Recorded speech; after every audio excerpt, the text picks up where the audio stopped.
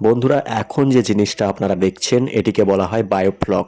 আর এই বায়োফ্লক হলো কিছু বিজ্ঞান ভিত্তিক পদ্ধতিকে কাজে লাগিয়ে খুব সীমিত জায়গার মধ্যে বিপুল পরিমাণে মৎস্য চাষ করা। শুরুতেই আপনাদেরকে বলে রাখি, এই ভিডিওটি মূলত আজ থেকে প্রায় 4-5 বছর আগের ক্যাপচার করা। তখন আমাদের গ্রামের কিছু যুবক সম্প্রদায় এই বায়োফ্লক পদ্ধতিকে কাজে লাগিয়ে মাছ চাষের চেষ্টা করেছিল এবং সেখান থেকে সামান্য কিছু প্রফিট হয়েছিল।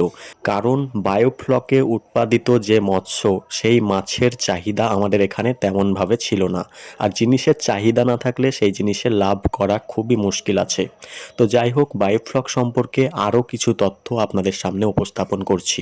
বায়োফ্লক এমন একটি পদ্ধতি যেখানে ছোট ছোট ট্যাঙ্কে অনেক মাছ উৎপাদন করা সম্ভব হয় এবং এই ট্যাঙ্কের জল বারবার না পরিবর্তন করেও মাছ উৎপাদন করা এখানে সম্ভব হয়ে থাকে।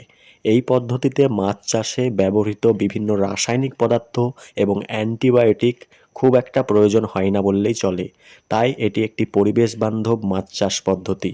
বর্তমানে বিশ্বের বিভিন্ন দেশে এই বায়োফ্লক পদ্ধতিকে কাজে লাগিয়ে মাছ চাষ করে ব্যাপক পরিমাণে লাভবান হয়েছেন চাষিরা এবং এটি একটি জনপ্রিয় মাছ চাষ পদ্ধতি হিসাবে বিশ্বের দরবারে খ্যাতি অর্জন করেছে।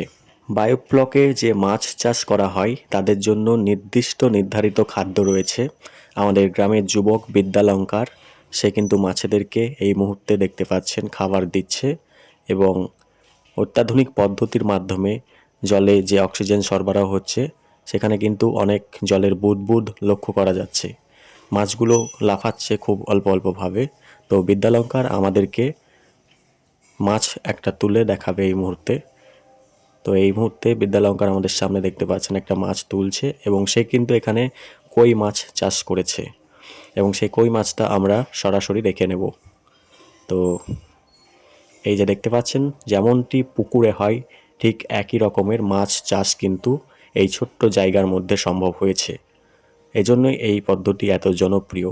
খুব একটা বেশি জায়গার প্রয়োজন হয় না এবং খুব অল্প ব্যয়ের মাধ্যমে এই চাষ কিন্তু সম্ভব হয়।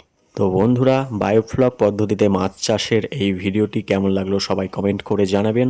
আপনাদের এলাকায় যদি কেউ বায়োফ্লক পদ্ধতিতে মাছ চাষ করে থাকে তাহলেও কমেন্টে লিখে জানাবেন। এবং সর্বোপরি আমার চ্যানেলে যদি আপনি নতুন হয়ে থাকেন তাহলে অবশ্যই চ্যানেলটির সঙ্গে যুক্ত থাকবেন। বিভিন্ন রকমের নিত্য নতুন ব্লগ ভিডিও প্রতিনিয়ত এই চ্যানেলে আপলোড করা হয়। ধন্যবাদ সকলকে।